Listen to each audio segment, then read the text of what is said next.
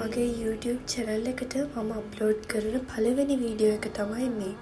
ජීවිතේ කවදා හරි දවසක මම මගේ ජීවිතේ ගත කරපු විදිය ආපහු මතක් කරගන්න පුළුවන් හොඳම දේ විදිහට තමයි මම මේ YouTube channel එක දකින්නේ. පුංචි වීඩියෝ ක්ලිප්ස් එකතු කරලා මම හදපු මේ පළවෙනි වීඩියෝ එකේ තියෙන්නේ මගේ ජීවිතේ මට තිබුණු ලොකුම ආසාවක්, හීනයක් වෙනුවෙන් මම තිබ්බ පළවෙනි පියවර.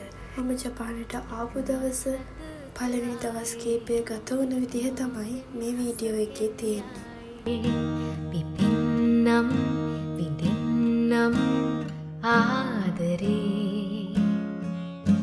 වයන්නම් හදවීනාවේ සුපෙම්බරගී සංසාරේ සොයන්නම් සිපින්නම් නැතිවූ ආදරේ. ජපාන වලට එනකොට අපිට පැය 2:00ක වගේ ට්‍රාන්සිට් එකක් තිබුණ චයිනා වල. ඉතින් අපි ට්‍රාන්සිට් එකෙන් පස්සේ කන්සයි එයාපෝට් එකට තමයි ලෑන්ඩ් කරන්න තිබුණේ. අවුරුදු 1:00ක විතර මහන්සියේ ප්‍රතිඵල නේද මේ විඳින්න හදන්නේ කියලා දැනෙනකොට ඒ වෙලාවේ ලොකු සතුටක් දැනුණා. කන්සයි එයාපෝට් එකත් ගොඩාක් ලස්සනයි. මේ තියෙන අපි කන්සයි එයාපෝට් එකේ ලෑන්ඩ් කරපු වෙලාව. එයාපෝට් එකේ අපේ තිබුණ වැඩ ටික ඉවර කරගෙන එළියට යනකොට අපේ සෙන්සි ඇවිත් තිබුණා අපිව එක්කගෙන යන්න. අපිට එයාපෝට් එකේ ඉඳන් පැය 1:00ක විතර ගමනක් තිබුණා. වටපිටාව ටිකක් බල ගියා. ටික වෙලාවකින් තිබුණු මහන්සියටත් එක්කද මන්ද මට නම් හොඳටම නිින්ද ගියා.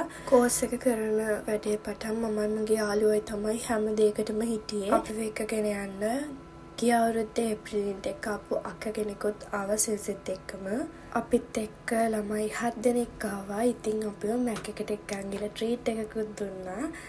සිතිජයමයි මේ පාමින් සිත් රටා ඇතින් සීනයේ ගිලෙනා. පස්සේ අපේ පාට් එකට ඇවිල්ලා අපේ පැකේජස් අන්පැක් කරා. මමයි මගේ යාළුවයි තමයි අපේ පාට් එකේ ඉන්නේ. උන්ට ටික දවසක් යනකම් අපිත් එක්ක අක්ක කෙනෙකුත් හිටියා. එයා ගැන මං කියන්න ඕනේ මේක හරි ලස්සන මතකයක් වෙයි කියලා හිතුන නිසායි මම මේ වීඩියෝ ක්ලිප්ස් මේ වීඩියෝ එකට ඇඩ් කරේ. ඒකේ වුණු දවස් කිහිපය හරි සතුටින් සමගියෙන් අපි ගත කළා. ඉතින් හරි ලස්සන මතක ගොඩාක් එකතු කරගත්තා.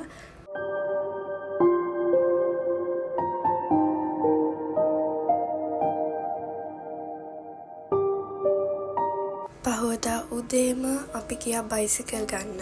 එදා දවසත් හරි ලස්සනට ගත වුණා. ඉතින් අම්මගේ කෑමවල රස මතක් කර හැට කෑවා. ඉතින් ඊට පහෝදා අපි ගෙදරට ඕන කරන බඩු වගේක් ගන්න ටවුන් එකට ගියා.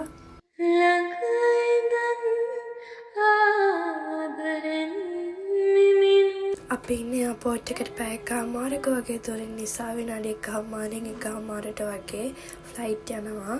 ඒ හැම වෙලාවකම හිතින් කියන්නේ කවද්ද ආපහු ඉක්මනටම ගෙදර යන්න පුළුවන් වෙන්නේ කියලා.